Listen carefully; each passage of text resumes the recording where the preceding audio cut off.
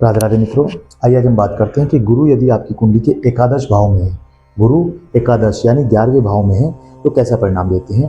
देखिए, गुरु क्या है, एकादश भाव क्या है, गुरु कैसे परिणाम देता है, कुंडली में एकादश भाव कौन सा होता है, गुरु की दृष्टि कौन कौन सी होती है, दृष्टि का प्रभाव क्या होता है, बुद्धिमान है पर जिद न करें क्यों लिखा है, प्रसिद्ध होंगे, पढ़ाई पूर्ण करें, प्रेम संबंध कैसे होंगे, संतान का सुख कैसा होगा, जीवन साथी साथ देगा या नहीं देगा, अत्यधिक सामाजिक व्यक्ति, इन सब चीज़ों के बारे में आज हम लोग चर्चा करेंगे कि कुंडली में यदि गुरु एकादश भाव में यानी कि 11वें भाव में बैठे हैं तो कैसा परिणाम देते हैं, अपनी दृष्टि से कैसा परिणाम देते हैं।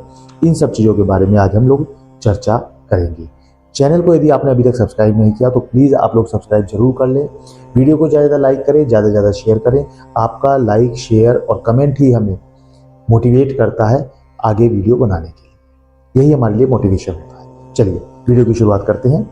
मित्रों, यदि गुरु आपके एकादश यानी 11वें भाव में बैठे हैं तो ये आपकी लगन कुंडली यदि है और लगन कुंडली में यदि गुरु इस जगह इस कोने में बैठे हैं, ये ट्रायंगल में बैठे हैं, तो समझ जाइएगा कि गुरु आपके एकादश यानी 11वें भाव में बैठे हैं। और 11वें भाव में बैठकर गुरु कैसा परिणाम देते हैं, आइए आज इसी विषय में हम लोग चर्चा करेंगे। 11वें भाव का गुरु आपको शुरू से ही बहुत ज़्यादा सामाजिक बनाता है। आप लोगों के लिए इतना समर्पित रहते हैं कि किसी के लिए कुछ भी करने के लिए तैयार हो जाते हैं। पैसे की आपके पास कमी नहीं होती, पैसा बहुत होता है, और आप दूसरों के लिए समर्पित भी रहते हैं, दूसरों के लिए अपनी जेब से पैसा भी खर्च करना शुरू कर देते हैं। लोगों की छोटी छोटी समस्याओं को आप सुनते हैं, इसलिए लोग आपको सुनाते हैं, लोग आपके ऊपर बहुत विश्वास करते हैं, लोग आपसे अपनी चीज़ों को शेयर करते हैं, अपनी समस्याओं को शेयर करते हैं। अब क्योंकि गुरु है, गुरु क्या है, ज्ञान है, प्रकाश है, उजाला है, बुद्धि है। गुरु आपको भी वैसा ही बनाता है। गुरु दयालु है, आपको भी वैसे बनाता है। गुरु सामाजिक है, आपको भी सामाजिक बनाता है। गुरु प्रकाश है, अंधकार में रोशनी है, वैसा ही आपको भी बनाता है। आप लोगों के जीवन में प्रकाश करने का काम करते हैं जब गुरु आपके एकादश भाव में बैठ जाते हैं। एकादश भाव किस चीज का होता है, यह हमारा लाभ भाव होता है। परंतु जब गुरु यहाँ पर बैठ जाते हैं तो आपको किस तरीके के लाभ होते हैं, गुरु आप लोगों को बहुत ज़्यादा अच्छे लेवल तक लाभ पहुंचाने की कोशिश करते हैं, परंतु जिन्हें आप लाभ पहुंचाते हैं, जिनकी आप समस्याएं सुनते हैं, जब वो आपके सामने आकर बैठकर रोते हैं, आपके सामने परेशान होकर दिखाते हैं, अपनी मजबूरियों का पिटारा आपके सामने खोलते हैं, तो फिर आप इतने दयालु हो जाते हैं कि आप अपना सर्वस्व न्यौछावर कर देते हैं, कुछ भी देने के लिए तैयार हो जाते हैं, कुछ किसी भी तरह उनकी आगे बढ़ चढ़कर उनकी हेल्प करने के लिए तैयार हो जाते हैं, चाहे आप खुद से कर्ज लेकर भी उनकी जिम्मेदारियों को पूर्ण कराएं। जी हाँ, बिल्कुल सही सुन रहे हैं आप हद से ज़्यादा आगे बढ़कर उन लोगों की हेल्प करते हैं, और फिर वही लोग जिनकी आपने हेल्प की है उनके साथ आप अपने सारे राज खोल देते हैं, और वही लोग आपको नुकसान देना शुरू हो जाते हैं, क्योंकि अब आपने अपने राज खोल दिए। आपके मन के जो राज होते हैं आप उन लोगों से बहुत आसानी से शेयर कर लेते हैं। क्यों? क्योंकि आपको लगता है इनके भी तो राज मुझे पता है, जबकि वो बहुत चतुर लोग होते हैं, वो आपको अपने राज सारे नहीं बताते और आप अपने सारे राज खोल देते हैं।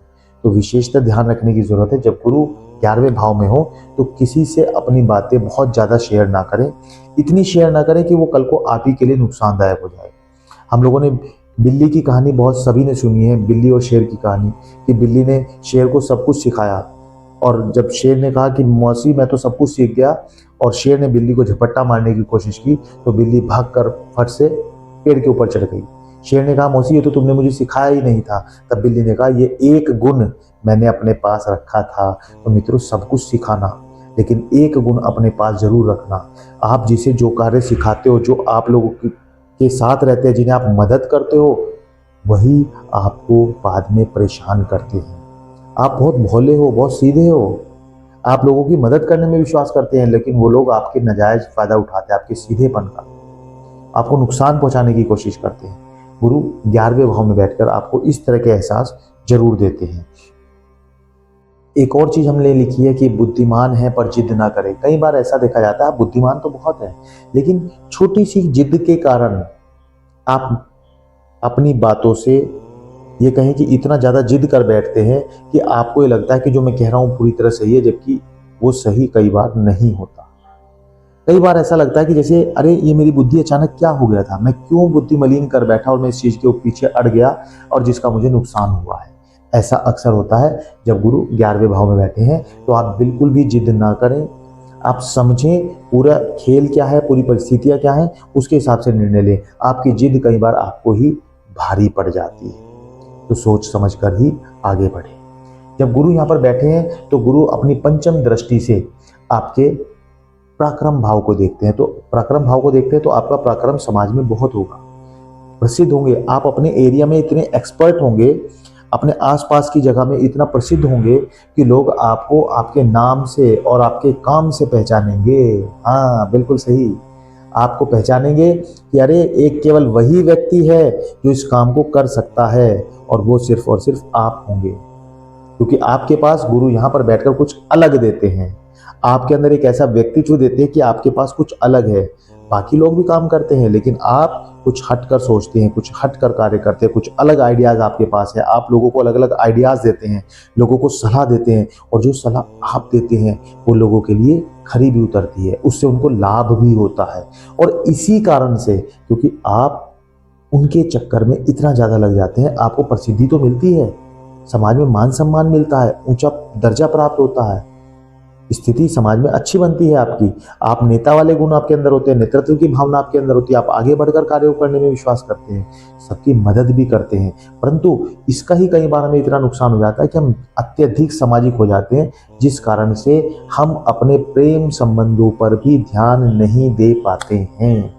जी हाँ, यदि आप प्रेमी या प्रेमिका की बात करें तो यहाँ पर आपके प्रेम संबंधों में समस्याएं इसीलिए आती है क्योंकि आप अपने प्रेमी या प्रेमिका की तरफ ज़्यादा ध्यान नहीं दे पाते हैं। और यदि आप ध्यान दे पाते हैं तो निश्चित रूप से आप एक सच्चे, ईमानदार और मेहनती होते हैं अपने क्षेत्र में, और प्रेमी भी आप ईमानदारी से करते हैं, प्रेम भी आप पूरी लगन के साथ करते हैं। एक अपनी प्रेमी या प्रेमिका के लिए कुछ भी कर गुजरने के लिए आप तैयार हो जाते हैं, क्योंकि गुरु आपके पंचम भाव को देख रहे हैं। आप बहुत ईमानदार प्रेमी होते हैं, आप अपने प्रेमी या प्रेमिका को धोखा नहीं देते हैं, क्योंकि गुरु आपके इस भाव को देख रहे हैं। लेकिन एक चीज़ और है मित्रों, यहाँ जब गुरु बैठे तो अपनी पढ़ाई को अवश्य पूर्ण करें, पढ़ाई को बीच में बिल्कुल भी ना छोड़ें। कई बार क्या होता है, जब गुरु 11वें भाव में बैठे हैं तो ये लाभ भाव होता है, तो आपको कहीं से इस तरह का लाभ हो जाता है, इस तरह की चीज़ें आपके हाथ लग जाती हैं, या आपको छोटी सी उम्र में जॉब मिल जाती है, तो आप क्या करते हैं, अरे मुझे अब क्या जरूरत है पढ़ने की। हो सकता है आप पढ़ाई पेपर क्लास के लास्ट सेमेस्टर में अपनी पढ़ाई छोड़ दें, अरे मुझे इसकी अब जरूरत ही नहीं है। ऐसा बिल्कुल भी ना करें, भविष्य में आपको उसका अवश्य ही लाभ लेना होता है, लेकिन पढ़ाई छोड़कर आप अपना सारा काम खराब कर लेते हैं। ध्यान रखें, पढ़ाई को बीच में नहीं छोड़ना है, पढ़ाई अवश्य ही पूर्ण करनी है। यदि आप पढ़ाई पूर्ण कर लेते हैं तो आपको किसी भी प्रकार की समस्याएं नहीं आती है, आपको संतान का सुख अवश्य मिलता है। जो लोग मेरी इस वीडियो को देख रहे हैं, दर्शक हमें जरूर बताएं, आपको संतान बेटा और बेटी दोनों ही होती हैं।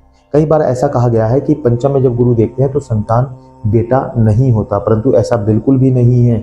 बेटा भी होगा, बेटी भी होगी, समय का थोड़ा सा ज़्यादा या कम हो सकता है, परंतु संतान सुख आपको अवश्य ही मिलेगा। आपको पुत्र रत्न की प्राप्ति भी होगी और पुत्री रत्न की भी प्राप्ति होगी। निश्चित रूप से आप अपनी संतान से बहुत प्रेम भी करते होंगे, आप संतान की छोटी छोटी इच्छाओं को पूरा करने पर भी ध्यान देंगे।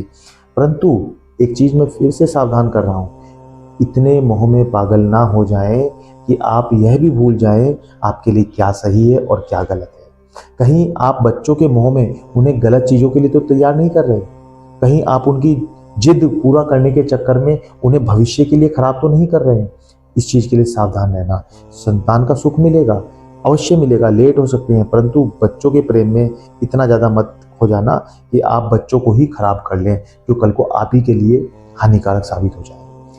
जब गुरु नवम दृष्टि से आपके स्पाउस हाउस को देखते हैं, पार्टनरशिप को देखते हैं, तो मित्रों याद रखना, किसी भी व्यक्ति से पार्टनरशिप करते समय अच्छे से रिटर्न में लिखकर ही आगे आप बढ़ना, अन्यथा यहाँ पर कुछ समस्याएं आपको हो सकती है। पार्टनर आपको परेशान कर सकता है, धोखा दे सकता है, परंतु यदि आप सब कुछ रिटर्न में लिखकर करेंगे तो आपको कोई भी दिक्कत नहीं आने वाली। आप थोड़ा सा इन सब चीज़ों का ध्यान रखकर ही पार्टनरशिप को बढ़ाएं।